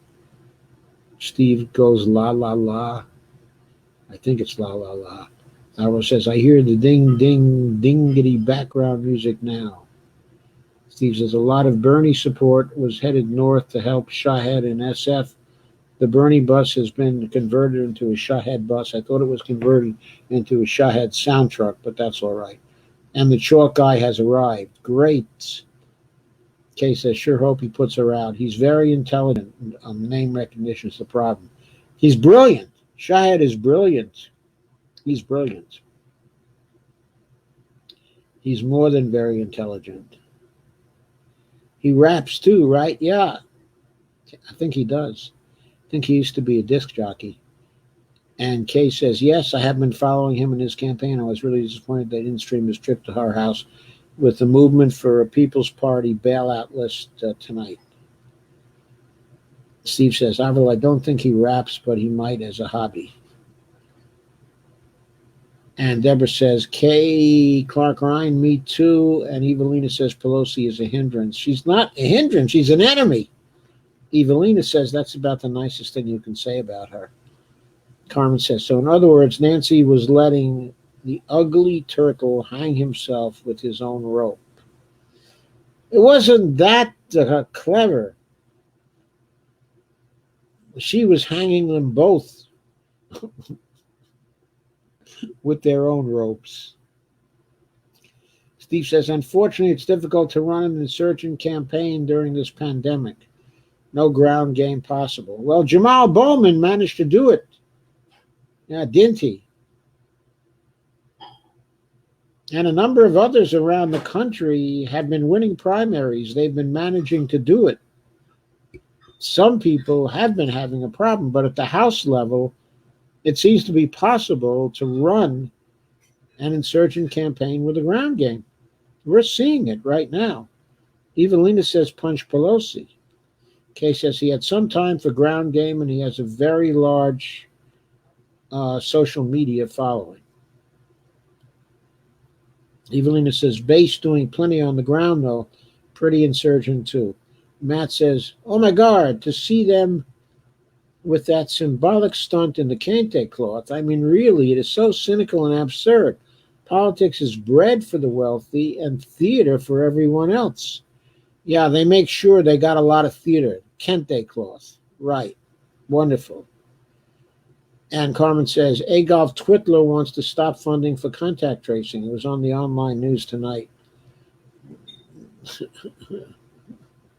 Steve says, fingers crossed. Share his media and send a few dollars if you can. Same for Paula Jean Swearinger. Yeah, Paula Jean Swearinger is very, very important to get her into the Senate. Very, very important. We failed in Colorado. We failed in Kentucky. We got to get her in the Senate. Her opponent in West Virginia, Shelley Moore Capito, is not only terrible, but she's also probably the weakest of the opponents. So let's get Paula Jean in. As well as Angelica Duenas for Congress here in LA. I can only do 3 at a time. I support you on Angelica. I like Angelica. I interviewed her a couple of times in 2018. I think she's a honey. And Steve says we need to pressure Pelosi, which means she's on our side. That's all it means. She's on our side. Steve says we need to pressure Pelosi to debate Shahed. She's trying to duck it. Well, we need to pressure her, not that she's ever going to succumb to that pressure, because she can't stand up to Shahed, and she knows it. So she's never going to debate him. But we need to pressure her to make people realize that she's ducking it because she can't stand up to Shahed. We got to get that across to people. Tom says if the next economic recovery comes on a card, I'll send him $20 if amount is visible. Evelina says, is she? Ha. Stephanie says, sorry I'm late. Really bad night about the share now. Great, Steph. Great. Steve says, better you keep the money if you need it. But PM me and I'll cover it in your honor. And Carmen says, wow, well-written article. Which one? The Dave Dayen article? And Matt already. And Matt Rado says, can you believe the state of American politics? Neither Pelosi nor Biden is capable of debating anyone. Well, Pelosi hasn't been capable of debating anyone for a long time. And Carmen says, oh, thank you, but this isn't my device, so I can only use it to watch this. Steve says, yeah. And Evelyn says, I agree. Good reading of Nancy Pelosi, pretty pathetic. And Avril says, which wing is the Lincoln Project? I think it's the wing sitting in the middle. And Kay says, GOP Avril. Lincoln Project, neoliberal centrist. You do the math. Carmen says, anti-Trump GOP, but why are they just now opposing him? Kay says, they're all making millions, grifters like all the others. Why did the feds target Portland? I don't know why they targeted there. They had a BLM movement, which was very active there and which was in the streets. So I think they picked it because of that. They probably picked it also because it's a Democratic state. The mayor's a Democrat. The governor is also a Democrat. Also, they have some crazy rightists, in that particular state. But I think what Trump was trying to do was to test out if he could get away with something like this. He tried it, in D.C. He got pushback, which was very strong from quite a number of people. But he probably felt he had to try it again. Think about it. It's the first step, one of the first steps anyway, in setting up a totalitarian situation. Will the authorities in Congress and the authorities, in law enforcement, will they allow an illegal and unconstitutional action by the central government? Will they allow the central government to, at least for a short time, disappear people? Like what happened in Latin America, what used to happen in Chile, in Argentina, where the secret police go out and simply disappear people, and where their families don't know where the people are, and the people don't know who disappeared them, but they just put away. Can we tolerate allowing the feds to disappear people, even for a short time? We have to realize how serious this is. This is the most serious thing that Trump has done thus far. He's testing out whether he can disappear people. If he decides he can, without being thrown out of office, he will begin to disappear us. He will begin to disappear anyone who makes noise against him. We have to stop this now. It is really important. We have to get on Pelosi's neck. She cannot allow him to disappear people without an impeachment, without another impeachment. She doesn't have to be worried, on this occasion, that she'll be charging Trump with the same things that Biden could be charged for. Because Biden never disappeared people. He never advocated for disappearing people. Trump has now disappeared people. He and Barr have taken a step too far. Evelina says, debut. There were incidents in Columbia, Ohio, and other places around the country. Avromano says, rendition, right? And Kay says, Matthew, because Oregon is a blue state. And Evelina says Columbia, not Columbia. Oh, you mean in the District of Columbia? Evelina says Columbus, not Columbia. Avril says, what about Lafayette Park? Same Gestapo shit then, too. That was the first place they tried it. They got very strong pushback. They got to get even stronger pushback. Portland precedent is bad. Anyone can buy those uniforms at the Army surplus store and then kidnap and traffic young girls. Am I crazy? I don't think so. No, I don't think you're crazy. We can't allow them to simply disappear people, go outside of the bounds of all procedure. Procedure protects us. If they arrest people, they have to create a record. They have to use some claim of authority. They have to let people know where those people are. They have to put them in recognized prisons and places. There has to be procedure. They violated all procedure in this case. It was entirely arbitrary. They just kidnapped people and took them off to a hidden place and held them there until they decided it was long enough and they were going to let them go. They were trying to demonstrate their power to disappear us. We now have to demonstrate our counterpower to not be disappeared without breaking them. We have to break them. Evelina says, not crazy. Oregon is not a swing state. What is the Trump boss strategy in Portland? It's to show that in blue states they can disappear people. So when is Congress kicking Barr and Jair Furor out? Avril says fear. Evelina says deliberately terrorizing. And Steve says Barr's father was the judge that let Epstein off on a sweetheart sentence. And Matt says the establishment Dems love Trump. He provides them with perfect cover and helps them raise funds. Well, there's a limit. There's a limit. Kay says authoritarianism. Carmen says Dems, Kay are wussies. It's worse than that. Okay. And Emilio Basil says, so Matt, question unanswered. I think I answered his question. Evelina says, is that disgusting or what? There were 1,000 impeachable offenses by Trump, but Pelosi had all decided to overlook 90% the first time. Pelosi is not going to embarrass herself again with that.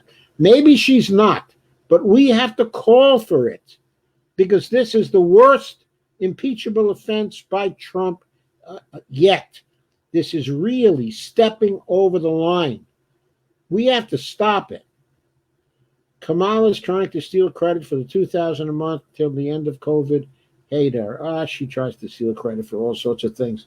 She's nuts. The first people to come out for $2,000 per month are Bernie Sanders and Rashida Tlaib. Stephanie says, massively shared. I hate this new FB layout. Yeah, I hate FB layouts too.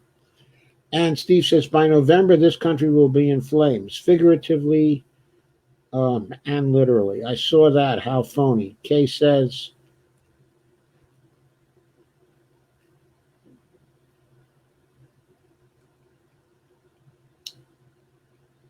oh, God, I scrolled down too fast. Sorry, guys. I got to catch up to where I was again. Catch this. Da, da, da, da, da, da, da, da, da, da, da, da.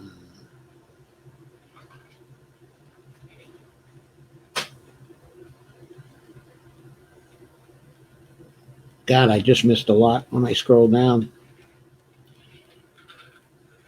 And Kay says, go to settings, Stephanie, and change it back. I did. Matt says, Evelina Pont, it is terribly immoral with all the people quite literally dying and suffering needlessly. It truly is evil. It is evil. It is evil. Deborah says, love this tonight, but going to go hang with my mom and her goofy fox now because she wants me to. Tell her how goofy it is, Deborah. Carmen says, peeps, the word via Democrats in Congress about the rendition today, not a word. They're in cahoots for robbing for their donors. Steve said, share to the bigger groups. Good night, Deborah. Deborah says, good night to Dolores. That's my daughter's middle name. No, Dolores spells her a little differently, though. It's Dolores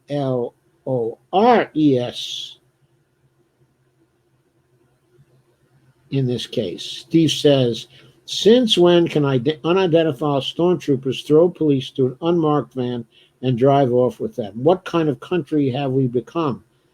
I don't know. Joanne says Blackwater mercenaries. My mom said the Deadskins. And Joanne says, hi, very late, we'll rewatch. It was a good one to rewatch. And Steve says, good night, Dolores. And Stephanie says, Kay, I didn't know you could do that. And Kay says, yes, you can. And Steve says, Washington Foreskins has a ring to it. I can see the logo now. Evelina says, sound is okay here. Sounds good to me, Joe. Thanks. I think I fixed the sound again. But let me double check and see if it's still fixed. It seems to have a way of coming unglued. I'm not sure why.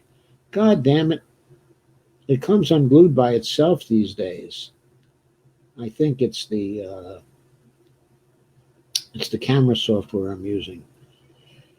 And Joanne says, should we consider a liquidation of IRAs? I don't know. If we need to have the money, we need to do that. If we've got them. Evelina says blush. And Evelina says Steve Wolfbrand, blush.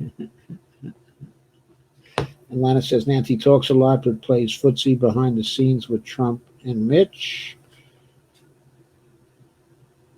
And Carmen says precisely. And Deborah says, okay, I'm going to give to Swearingen post haste.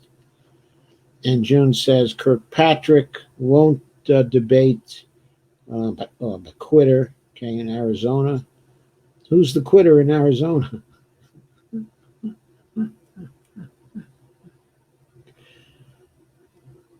And Steve says, thank you. I will as well to match you. And Joanne says, quilter in Arizona. Steve says, Epstein didn't kill himself. And Deborah says, Steve Wolfbrand at least $50 for now. He must win. He must win? Who he? Carmen says, yes, makes sense. He's testing the fascist waters so he can stay in power even if he gets voted out. Okay, I knew it was coming. He's probably testing it even to push towards fascism right now. I mean, why wait for the election if he can get away with it, if he can start disappearing people right now? Kay says, but Pelosi won't do another impeachment, laugh out loud. That doesn't matter. Whether she will do it or not, it's our job to call for it. Because this is the most serious violation of the Constitution yet. It is what defines totalitarian states. The ability to disappear people is what defines totalitarian states. We've got to take this seriously, even if she will not. Lana says, Steve, bag of dicks. And Joanne says, Standing Rock had Tiger Swan mercenaries. And Joanne says that was under Obama. Matt says, love the use of disappear as a transitive verb, as in Trump's strategy in Portland is to disappear people without due process. Yes, exactly. That is exactly what happened.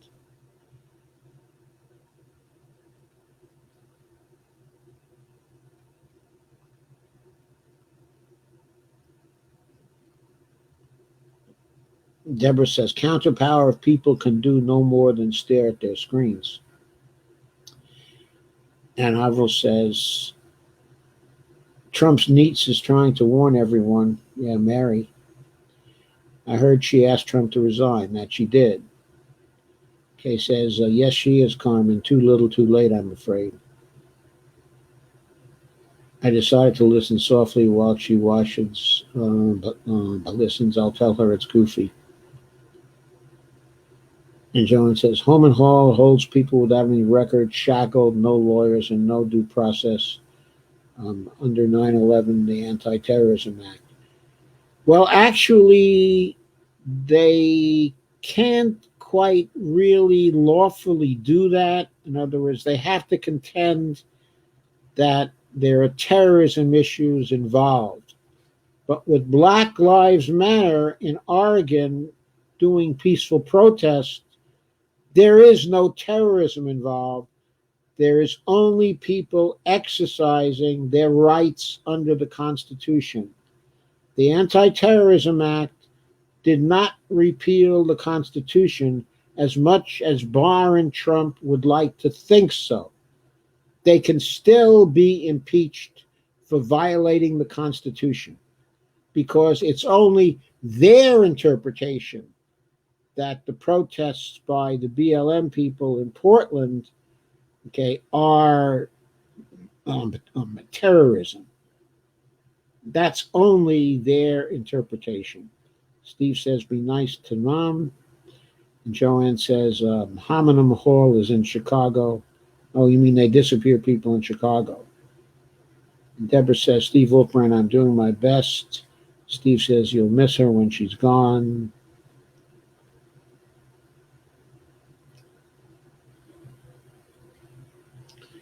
I would give anything for one more with my mom. I think we all would. Deborah says, I meant Pelosi's challenger must win. Shahid. Yes. And Carmen says, look what they did to Evo Morales. Yes, I know what they did, and they've conceded since that there was no justification for doing it, that Evo won the election fair and square. But Evelina says, grr. Kay says, I would give anything for another day with both my parents. Thankfully, they were not but political, never voted. I dragged them both kicking and screaming into the 60s. Laugh out loud. The biggest blessing in my life, those two, I'm adopted. Steve says, Portland looked like a war zone. It did. It did look like a war zone. I'm telling you, it's just intolerable. We have to stop it. Carmen says, the problem is they will invoke the Patriot Act to label protesters terrorists. They're already trying to mislabel protesters anti-fascist. I know what they're trying. That doesn't give Nancy Pelosi justification to let them get away with it. She needs to impeach right now. She needs to have Trump under threat of impeachment right now. If she has him under threat of impeachment with respect to this, an investigation will be justified and authorized, and she'll be able to get the records. And if there's a claim of terrorism involved, she'll be able to get that. And the Democrats will be able to argue in public that the Trump administration is saying that people who peacefully protest are terrorists, who peacefully exercise their constitutional rights are terrorists. Once people see that, they will know the game is up, and there will be general resistance because people aren't willing to take that. They're not willing to take that. An impeachment attempt will lay that bare to the public. And just like General, what's his name? The current head of the Joint Chiefs, the current head of the Army, just as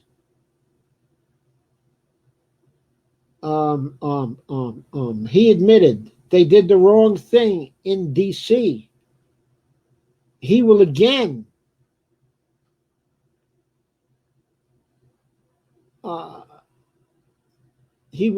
come out in opposition to Trump and order the military not to comply. Oh, and by the way, the militarized police in Portland were likely DHS. They were not likely military. So there would be the question of calling in the military in order to protect the Constitution, to fulfill their constitutional oaths. That's an issue that has to be raised, okay, at this point.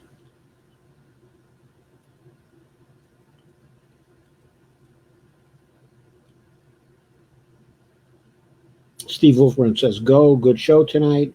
Says, good night all, sweet dreams. Johnny Garza says, are we educated enough to push for a states convention, to push for free and fair elections, and not give fuel for the economically illiterate that are pushing for a balanced budget? I don't think so. Steve says, nope, I don't think we are educated enough yet, Johnny. I think that's still a concern. And Steve says, I'm going back to the last half of my movie, Stargate Forge. I like Stargate too, Steve. And Dolores says, good night, Steve. And Carmen says, Pelosi wants the lobbyists to get paid. She's not about to impeach DT. Again, it doesn't matter whether she was about to or not. We need to demand it. We need to get out there and demand it. We need to defend the Constitution. It's our duty. Steve says, I forgot how good it was. Evelina says, good question. Matt says, good show tonight. But many thanks for all the effort you put into it. You're a great resource for information, and you have an admirable passion for social justice. Keep up the great rate. Well, Matt, I still have the capacity to get very, very angry. Thank you, though. Lena says, Johnny, no. Steve says, I'm predicting martial law by Christmas. Sorry. I think there's a possibility of that, but people might not accept a declaration of martial law on the part, of Trump. It's going to depend on where the military lines up. I predict that unless Trump feels that he has military support, he won't declare martial law by Christmas. Because if he doesn't have support of the military, he won't be able to make it stick. Homeland Security support is not enough. And Johnny Garza says, I love your work, Joe. Thank you, Johnny. I appreciate that. Case says, don't doubt that, Steve. Lana says, you might be right, Steve. Not without military support. Okay, sweet dreams, everybody. I'm calling it a night. Okay, did the military even say anything yet? They didn't say anything about Portland, I believe, because they are not involved in Portland. So they haven't felt the need to say anything yet. I don't think those are military troops, even though they're wearing camo. I don't think they're military troops. I don't think they're Army. I think they're DHS.